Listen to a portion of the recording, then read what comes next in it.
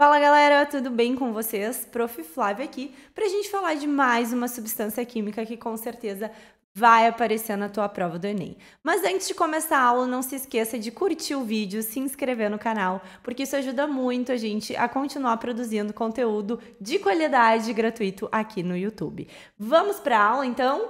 Nessa aula, a gente vai falar do ácido que está presente no nosso estômago. Apesar de muita gente achar que é um ácido orgânico, o ácido que está presente no nosso estômago é um ácido inorgânico e ele se chama ácido clorídrico. A fórmula química do ácido clorídrico é essa aqui, HCl.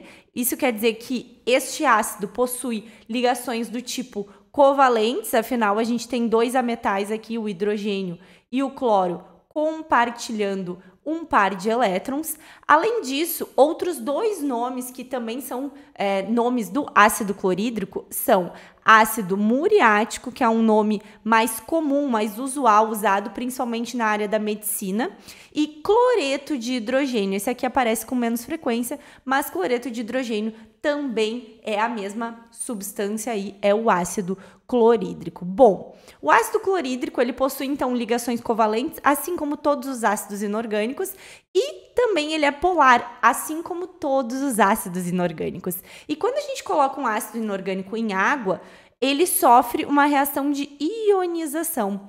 Por quê?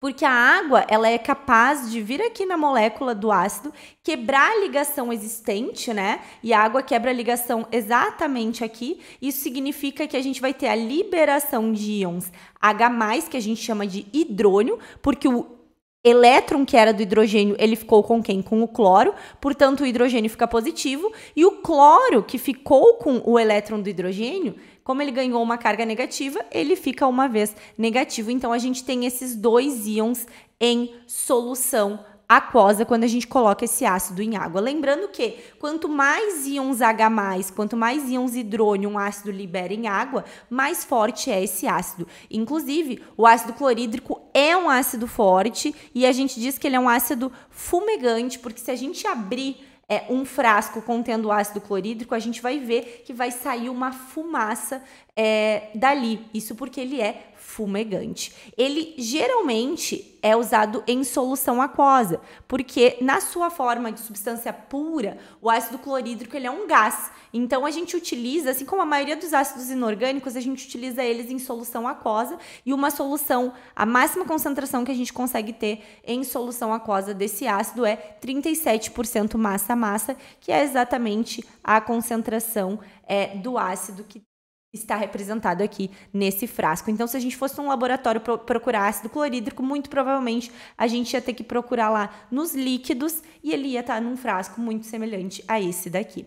Para que ele é usado ou aonde a gente vê a aplicação desse ácido? Bom, primeiro ele está presente no nosso estômago, certo? O pH do nosso estômago, por conta do ácido clorídrico ser um ácido forte, é em torno de 2, ou seja, é aproximadamente 2 o pH, ou seja, um pH bastante baixo. E ele também é utilizado para a produção de cloreto de vinila, e essa molécula aqui, o cloreto de vinila, é utilizado na fabricação de tubos de PVC. Então, a gente usa o ácido clorídrico para produzir o cloreto de vinila, que posteriormente vai ser usado na fabricação do PVC.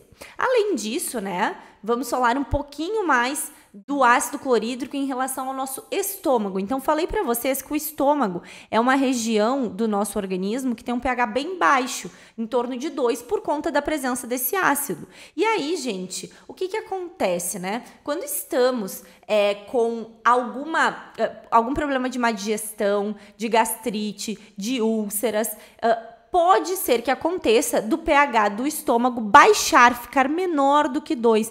E aí, se o pH diminui, a gente observa, né, que houve um aumento da acidez do estômago. E, claro, existem diversos medicamentos utilizados para combater a elevação de acidez estomacal.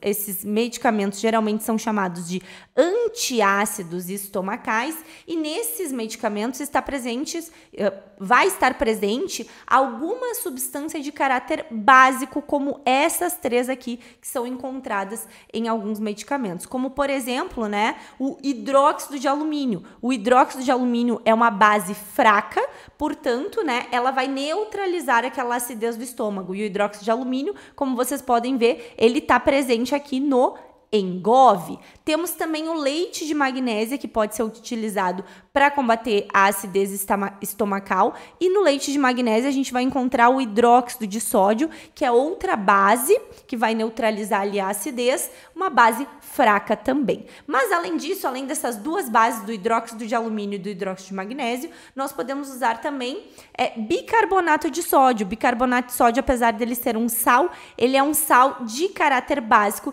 que também vai conseguir neutralizar aí a acidez do estômago. É muito importante dizer, né, que não estamos indicando que vocês se automediquem, mas sim caso vocês tenham algum desconforto estomacal, alguma suspeita de gastrite, de úlceras no estômago, que vocês procurem um médico, perfeito? E aqui, então, era só uma fotinho aqui do leite de magnésia para exemplificar.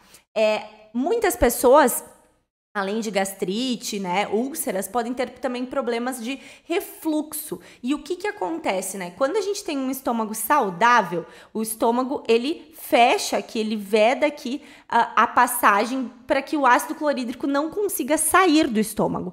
Porém, uma pessoa que tem refluxo, esse canalzinho aqui que devia estar fechado, muitas vezes não fica fechado como deveria, e aí a gente tem exatamente um refluxo, e a gente tem a saída do líquido do estômago, que pode ir aí para o tubo, chegar no esôfago, certo? E é por isso que a pessoa sente uma ardência, porque de fato esse ácido que está saindo ali do nosso estômago é um ácido bastante forte, um ácido bastante corrosivo. Inclusive, o nosso estômago tem paredes, uma mucosa, justamente para que esse ácido não agrida de fato a parede do nosso estômago. Bem, agora falar um pouquinho do PVC, afinal, utilizamos ácido clorídrico para produzir aqui o cloreto de vinila, que é utilizado aí como precursor da fabricação do PVC. O PVC é um polímero sintético, então, e ele está presente principalmente em construções, nessas tubulações, é o plástico utilizado para fazer essas tubulações.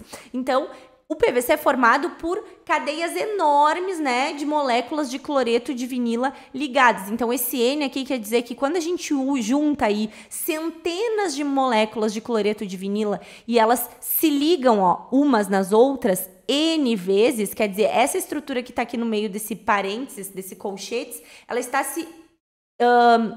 ela se multiplica, né? Centenas, milhares de vezes, vão ficar várias moléculas de cloreto de vinila interligadas. E como que isso acontece? Bom, a reação, né, que ocorre é a quebra de uma dessas ligações desses dois carbonos, e aí, por conta dessa quebra dessa ligação, esses carbonos ficam com a falta de um ligante cada. E aí, vem outra molécula de PVC que também teve a sua ligação quebrada, e aqui a gente vai ligando aí outras moléculas, né, de PVC aqui ao longo dessa cadeia, então, dessa molécula enorme, que vão ter centenas, milhares de moléculas de cloreto de vinila aí, tiveram uma de suas ligações da dupla ali quebradas e vão se interligar.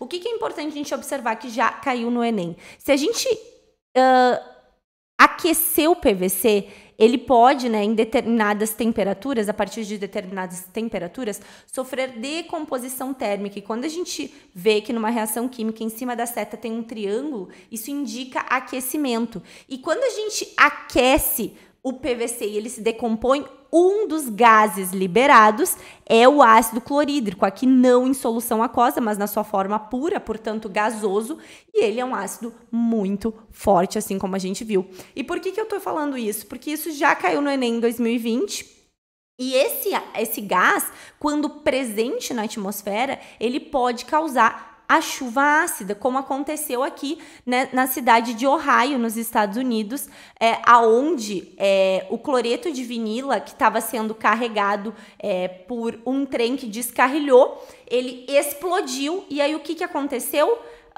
Na combustão ali do cloreto de vinila e na sua decomposição térmica, cloreto de hidrogênio foi liberado em grande concentração para a atmosfera. Quem é o cloreto de hidrogênio?